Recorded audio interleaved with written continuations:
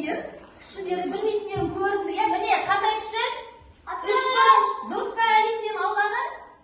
Ұқсай ма? Дұрыс емес, иә, қоямыз. Міне, 3 бұрыш. Тағы да бір рет ойнаймыз ба? Иә. Жақсы онда. Тағы да бір белгілі.